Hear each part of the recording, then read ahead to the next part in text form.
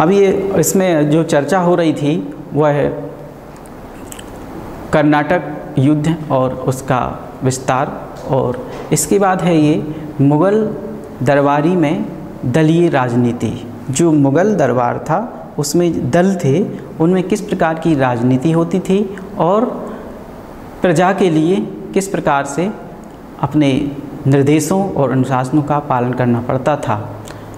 मुग़ल दरबारी में दलीय राजनीति, गृहबंदी एक स्वाभाविक प्रक्रिया, दरबारों में विभिन्न गुटों या दलों का होना एक स्वाभाविक तथ्य था।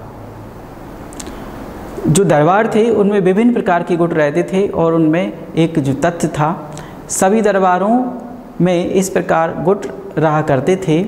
इसका उद्देश्य शासन की जो नीतियाँ होती थी उनको प्रभावित करके अधिक से अधिक लाभ प्राप्त करना था।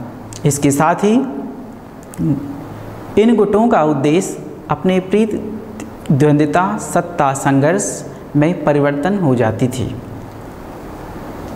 औरंगजेब के काल में दल बदली, यानी औरंगजेब का जो शासन काल था उसमें किस प्रकार का दल बदल होते थे, इसके विषय में चर्चा करेंगे। औरंगजेब के काल में शक्तिशाली गुटों का निर्माण हुआ। इनमें तुरानी और ईरानी दल प्रमुख थे।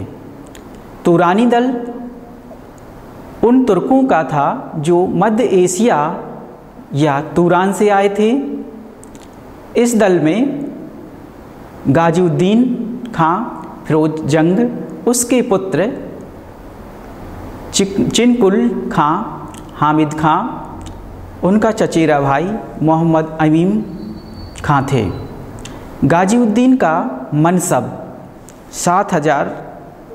7,000 तथा दक्षिण के युद्ध में उसने स्वर प्रदर्शन किया और औरंगजेब ने उसे सिपलहार की उपाधि प्राप्त की। मनसब का अर्थ होता है सैनिक, यानी जो गाजीउद्दीन था उनकी सैनिकों की संख्या 7,000 होती थी। ईरानी दल एशियाई ईरानियों का इच्छा नेता औरंगजेब का वजीर असद खां था। उसका पुत्र जुल्फ़िकार खां मीर बख्श था। दोनों का मनसब 7,000 था। इस दल का औरंगजेब पर प्रभाव था। इस दल में कुछ अन्य अमीर भी थे। उत्तराधिकार युद्ध में दलीय भूमिका, जो उत्तराधिकारी होते थे उनके युद्ध में जो दल होता था उनकी क्या भूमिका होती थी, इसके विषय में चर्चा करेंगे। उत्तराधिकारी युद्ध में उन गुटों को अपनी अपनी शक्ति बढ़ाने का अवसर प्रदान किया। सिंहासन के सभी प्रत्याशी अमीरों का समर्थन प्राप्त करना चाहते थे।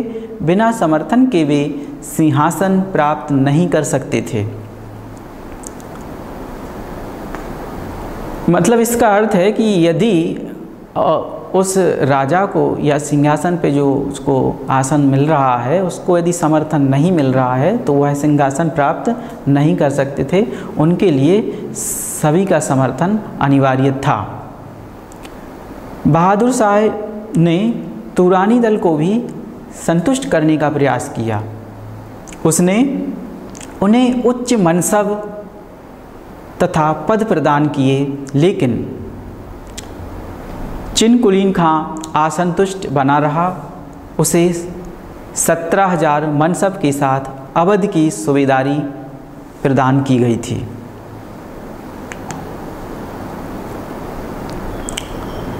बहादुर शाह के काल में दल बदली। जो बहादुर शाह थे उनके शासनकाल में जो दल बदल होते थे इसके विषय में चर्चा करेंगे। बहादुर शाह के काल में बहादुर शाह ने विभिन्न दलों के प्रति व्यवहार में सूझबूझ से काम लिया था। यानी बहादुर शाह जो थे अपने बुद्धि विवेक से उन्होंने काम लिया और उसका उद्देश्य था कि दलों के मध्य संतुलन रखा जाए। जो दल बनाए गए थे उनमें एक प्रकार से संतुलन कैसे बनाया जाए और उसको कैसे सुचारू रूप से लागू किया जाए, इस पर उसने विचार किया था, जिसमें कोई भी दल प्रशासन की हावी ना हो सके, यानी जो उसका एडमिनिस्ट्रेशन प्रशासन था वह हस्तक्षेप ना करे, किसी को उसमें समस्या ना हो, इस प्रकार से उसने नीति बनाई थी। उसकी नीति का परिणाम यह हुआ कि उसके अल्पकालीन शासनकाल में ईरानी और तुरानी दलों में से शक्तिशाली नहीं हो पाया। यानी जो दो राष्ट्र थे ईरानी और तुरानी, इनमें से उसने जो नीति बनाई थी, उसने अपने मतलब विवेक से जो उसमें परिवर्तन किया था, उसमें जो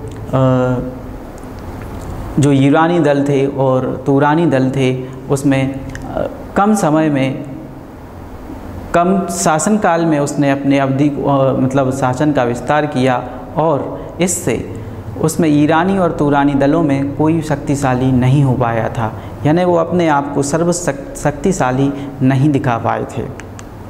थैंक यू।